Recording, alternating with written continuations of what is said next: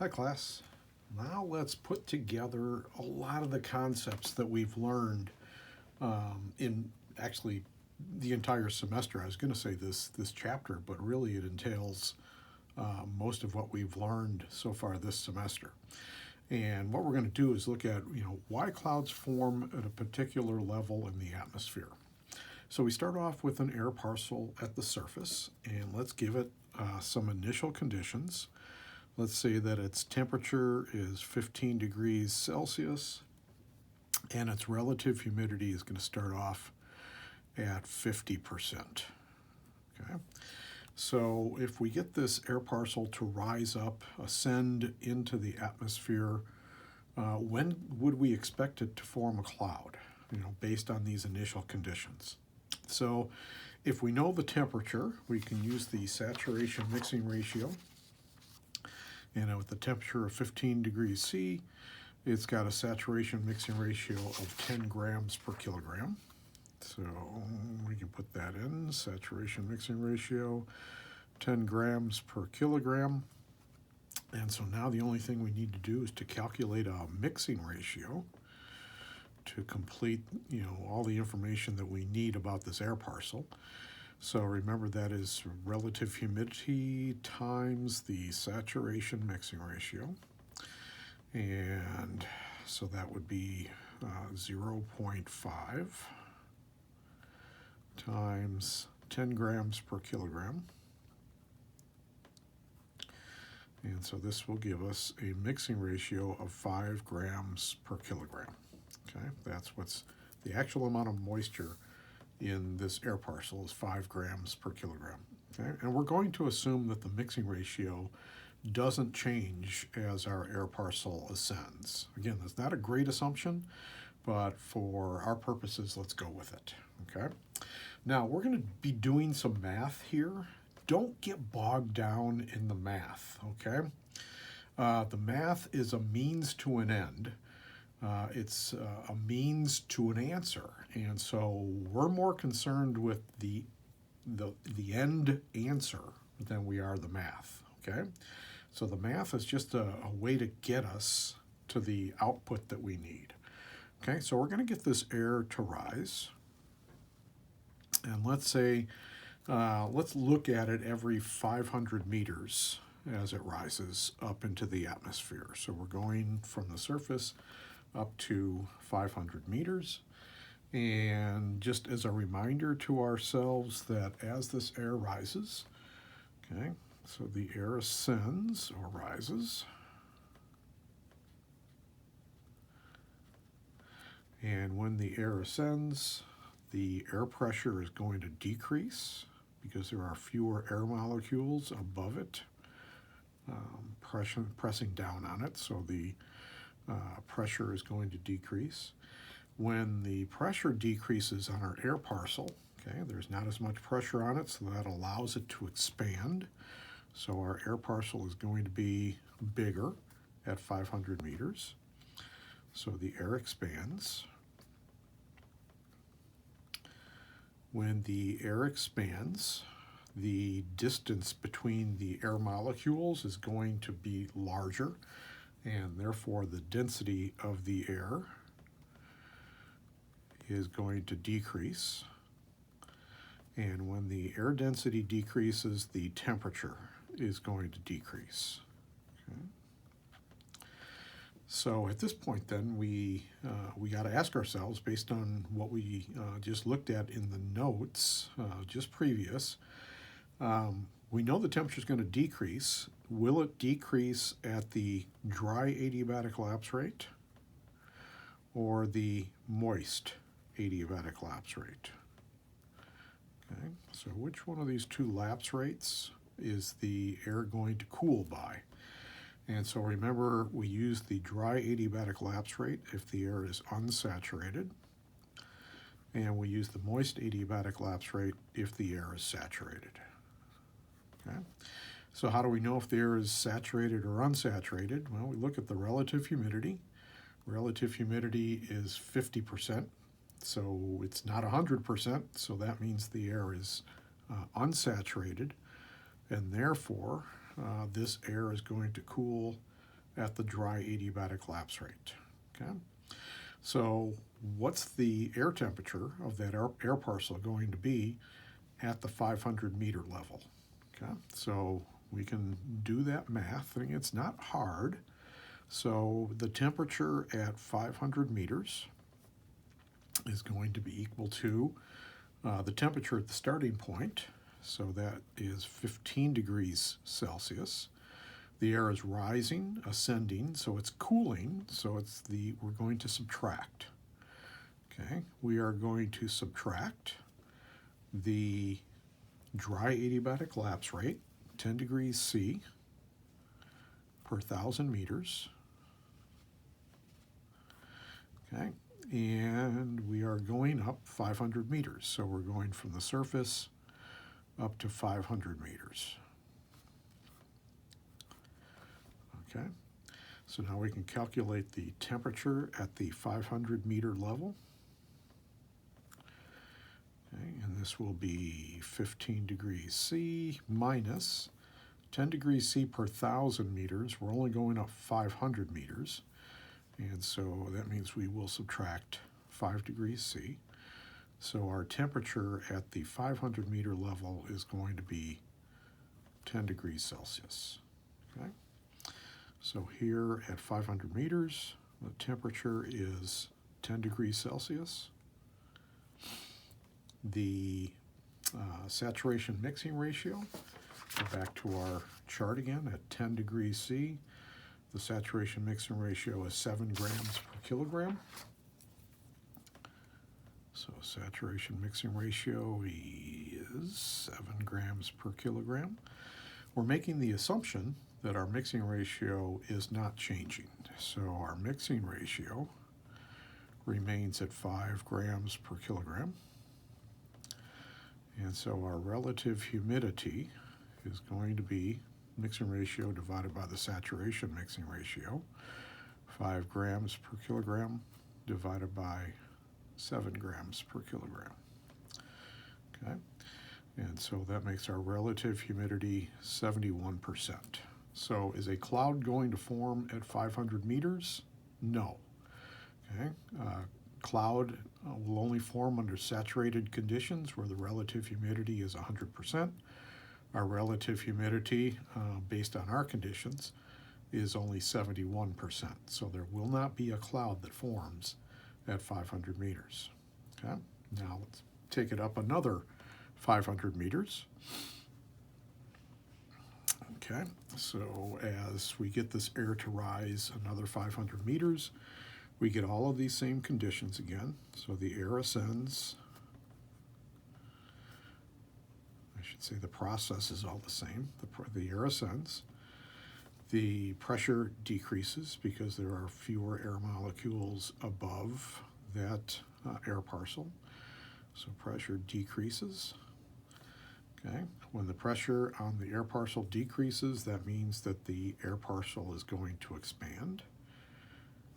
So the air expands. And so our air parcel is going to be a little bit bigger, even, some more. It's going to be some more bigger. How about that? The air parcel is going to be larger as it goes up into the atmosphere and the air pressure decreases. All right, so when the air expands then, the density of the air in the air parcel is going to decrease. And when the density decreases, that means the temperature is going to decrease. Okay, now once again, we have to ask ourselves, is that air going to decrease at the dry adiabatic lapse rate of 10 degrees C per 1,000 meters, or the moist adiabatic lapse rate? Again, it all depends. Is it unsaturated or saturated?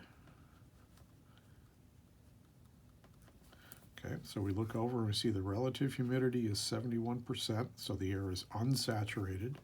So this air is going to continue to cool at the dry adiabatic lapse rate. Okay, so now if we're going up another 500 meters, okay, that puts us at 1,000 meters up here. let's see what the temperature of the air is at 1,000 meters. Okay? So the temperature of the air at 1,000 meters will be the temperature of the air at the previous level, 500 meters, and that air was at 10 degrees C. And it's going to cool as it rises, and we said it's cooling at the dry adiabatic collapse rate of 10 degrees C per 1,000 meters. Okay, and we're going from 500 meters to 1,000 meters. So 1,000 meters minus 500 meters. Okay, so the air at 1,000 meters will be 10 degrees C minus 10 degrees C per 1,000 meters, the dry adiabatic collapse rate, but we're only going up another 500 meters. So this air will cool by another 5 degrees C. So the air temperature at 1,000 meters will be 5 degrees C. Okay. So now we can calculate everything that we need. We know that the air temperature is 5 degrees C at 1,000 meters. Okay, and therefore we look at our saturation mixing ratio at 5 degrees C.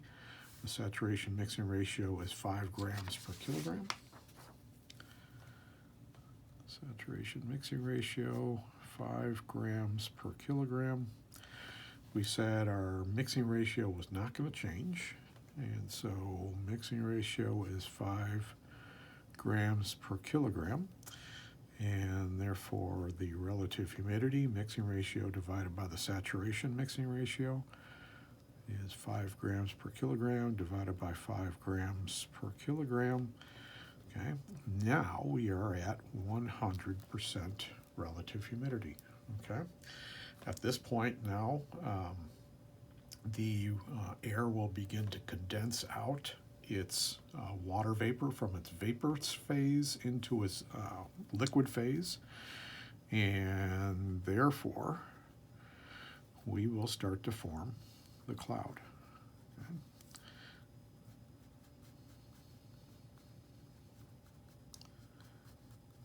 All right. So this, where the height at which the air becomes saturated is called the LCL. I'm not sure where to write it. Better start using a different color. So this is the LCL, and the LCL stands for the lifting condensation level. Okay, so in science, oftentimes you wonder how in the world they come up with the name for that. Well, this one actually makes sense. So the LCL, this is also the cloud base now. The base of the cloud forms, in this example, at 1,000 meters. Okay? It forms where you hit 100% relative humidity, creating the cloud base. And where that occurs is called the lifting condensation level, the level to which you have to lift the air in order for condensation to occur. Okay? The level to which you have to lift the air in order for condensation to occur. That's the LCL, where the relative humidity is 100%. Okay? This LCL is really cool because there are so many things going on here. Again, that's where you start forming the cloud base. Let's see, I suppose I could start writing some things down here. So all of the things going on, so at the LCL,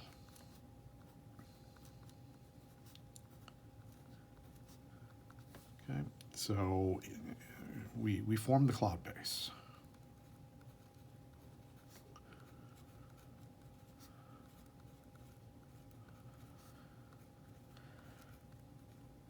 Okay, we form the cloud base because the relative humidity equals 100%.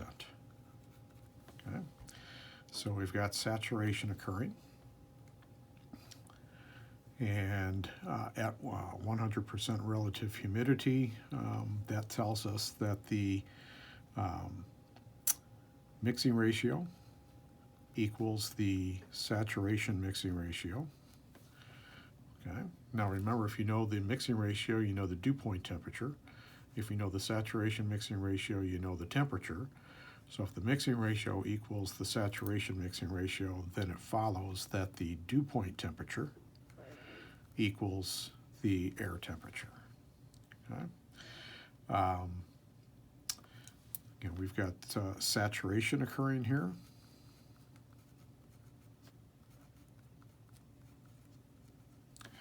Okay.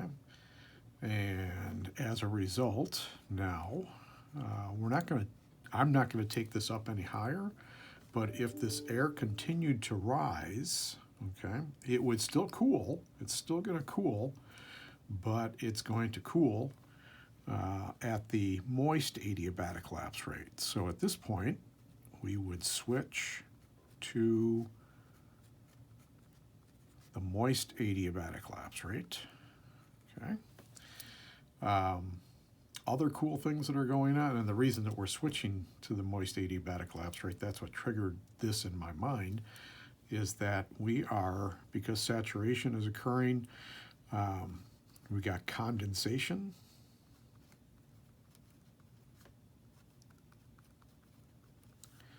Condensation occurs, which is kind of a no-brainer. If the cloud is forming, it's forming because of condensation.